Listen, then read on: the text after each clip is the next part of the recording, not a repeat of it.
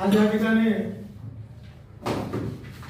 राष्ट्रीय समाज पक्ष यांच्या वतीने जे पत्रकार परिषद आयोजित केलेली आहे त्या पत्रकार परिषदेच्या अनुषंगानं मी आपल्याला एवढं सांगू इच्छितो की रिपब्लिकन पार्टी ऑफ इंडिया व राष्ट्रीय समाज पक्ष यांच्या युतीमधून या ठिकाणी प्रभाग क्रमांक 5 मध्ये सोनकांबळे त्यांचं चिन्ह आहे कवशी, ब मध्ये अर्चना राजपूत आहे त्यांचं चिन्ह आहे कवशी. ते सांगितलं उमेदवार आहे, तुमची भूमिका आमची भूमिका एवढीच आहे की आमचे जे राष्ट्रीय समाज पक्षाचे उमेदवार आणि रिपब्लिकन पार्टीचे उमेदवार या सर्व उमेदवारांना या प्रभागातील लोकांनी निवडून द्यावं एवढं सांगण्याकरता आम्ही आज या ठिकाणी पत्रकार परिषद आयोजित केलेली आहे. मी आपल्याला या ठिकाणी या सोलापूर शहरातील मतदारांना या ठिकाणी मी स्वाभिमानाने सांगू इच्छितो की या निवडणुकीमध्ये जे 100 उमेदवार उभे आहेत 102 त्यामध्ये सर्वात उच्च शिक्षित उमेदवार कोण असेल तर आमचा रिपब्लिकन पार्टी ऑफ इंडियाचा उमेदवार सोनकांबळे हा उच्च शिक्षित आहे. त्यानं उच्च शिक्षण घेतलं तरी त्यांनी समाजाला वाहून घेण्याकरता समाजाची काहीतरी सेवा करावी, डॉक्टर बाबासाहेब आंबेडकरांचे विचार तळागाळामध्ये पोहोचवावा याकरता त्यांनी या निवडणुकीमध्ये त्यांनी उडी घेतलेली आहे. तेव्हा आम्ही प्रभाग 5 आणि इतर प्रभागातील लोकांना आम्ही कळकळीची विनंती करतो की अशा चांगल्या उमेदवारांना आपण निवडून द्यावं याकरताच याची आम्ही पत्रकार परिषद या ठिकाणी आयोजित केली.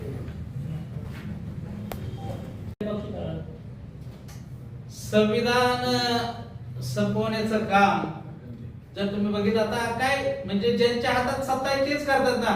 विरोधकांना तर ती संधी नाही, भाजपच करते ना. कारण केंद्रात सत्ता आहे त्याचं काय हो आज आठवले गटाची आता त्यांची ती भूमिका सांगतीलच, परंतु तुमची युती आहे ना आता. मी सांगतो ना मतापुरतं सत्ता आणेपर्यंत सर्व जे पक्ष आहेत छोटे छोटे ह्यांचा शिडी म्हणून वापर करायचं आणि काम संपलं की त्याला सोडून देण्याची भूमिका भारतीय जनता पक्षाची आहे. आणि त्यांना भाजपमध्ये महायुतीमध्ये जाऊन मंत्री झाले जानकर साहेब सुद्धा. हो जानकर साहेब महायुती जाऊन मंत्री झाले. कारण ह्या काँग्रेस आणि राष्ट्रवादीचं जर तुम्ही बघितलं 14च्या पूर्वीच तर हे संस्थानिक तयार झाले होते काँग्रेस राष्ट्रवादी मधले आणि हे सारे सर्वसामान्य पोरांना सर्वसामान्य घरातल्या लोकांना सतराच्या उचलायचं काम करत होते आणि म्हणून ह्यांना घरी बसवण्यासाठी आम्ही भाजपबरोबर गेलो. पण आज जर बघितलं तर हे सगळे संस्थानिक जे भाजप म्हणत ती पार्टी डिफरन्स घराणेशाहीला विरोध करत होते हे सगळे चोर तिकडे जाऊन सामील झालेत. म्हणून आम्ही त्यांना सोडून आता विरोधाच्या भूमिकेत आलो. ठीक आहे. रिपब्लिकन पार्टी ऑफ इंडिया आणि राष्ट्रीय समाज पक्ष या दोन पक्षाची युतीची घोषणा करण्यासाठी आज आपण या ठिकाणी ही पत्रकार परिषद बोलवली आहे. या ठिकाणी आरपीआयचे प्रदेश उपाध्यक्ष कांबळे साहेब आहेत, सर्वदे साहेब आहेत, आमचे शहराध्यक्ष सचिनजी बुजुर्गे आहेत, उमेदवार सर्व या ठिकाणी उपस्थित झालेले आहेत. प्रभाग क्रमांक 5 मध्ये 4 उमेदवार रिपब्लिकन पार्टी ऑफ इंडियाचे आहेत. त्यांची नाव या ठिकाणी 5 अ मध्ये शिवम सोनकांबळे त्यांचं चिन्ह आहे कबशी, 5 ब मध्ये अर्चना राजपूत यांचे चिन्ह आहे कबशी, 5 क मध्ये माधवी काळे यांचे चिन्ह कबशी आहे आणि 5 ड मध्ये सुजित कोकरे कबशी.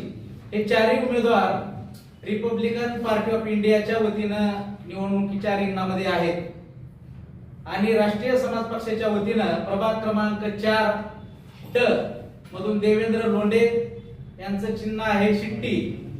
तसेच प्रभाग क्रमांक 7 ब मधून मनीषा भोसले यांचे चिन्ह आहे शिट्टी आणि प्रभाग क्रमांक 24 ड मधून संपन्न दिवाकर यांचं चिन्ह आहे कबशी. असे दोन्ही पक्षाचे मिळून 7 उमेदवार रिंगणामध्ये आहेत आणि हे 7 उमेदवार आरपीआय आणि रासप यांच्या युतीमधून निवडणुकीला सामोरं जाणार आहेत. मी आपल्या माध्यमातून सर्व सोलापूर शहरातील मतदारांना आवाहन करतो की सर्व सामान्य, आता बघितलं असेल तुम्ही की हे सगळे प्रस्थापित, विरोधातले प्रस्थापित आणि जे सत्तेत आहेत ते प्रस्थापित, हे सगळेच आता एका बाजूला प्रस्थापित होण्यासाठी किंवा त्यांचं प्रस्थापित पण टिकवण्यासाठी गेलेले आहेत. आणि सर्वसामान्य माणसांनी, सर्वसामान्य उमेदवारांनी निवडणुका लढायच्या का नाहीत अशी परिस्थिती राज्यामध्ये, देशामध्ये निर्माण झालेली आहे. आणि म्हणून संविधान वाचलं पाहिजे सगळेच पक्ष म्हणतात, परंतु दुर्दैवानं संविधान संपवण्याचं काम हे पक्ष करत आहेत. आणि म्हणून फुले शाहू आंबेडकरांच्या विचारधारेवर राष्ट्रीय समाज पक्ष आणि आरपीआय दोन्ही पक्ष चालतात. आणि म्हणून प्रस्थापितांना विस्थापित करणे आणि विस्थापितांना प्रस्थापित करण्यासाठी आमचे उमेदवार या निवडणुकीमध्ये निवडणूक लढवत आहेत. आमची भूमिका आहे सबसमान तो देशमान. परंतु आताची परिस्थिती अशी आहे की या देशाची सत्ता असेल म्हणजे 85% मतदान ज्यांचं आहे ते सारे आज मागतकऱ्याच्या भूमिकेत आहेत. कोण आरक्षण मागतंय, कोण नोकऱ्या मागतंय, कोण कर्ज मागतंय.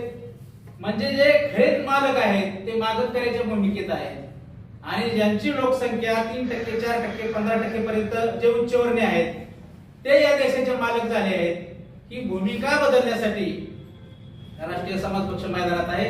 आणि आज या ठिकाणी आरपीआय आम्ही समविचारी पक्ष या ठिकाणी मिळून लढतोय.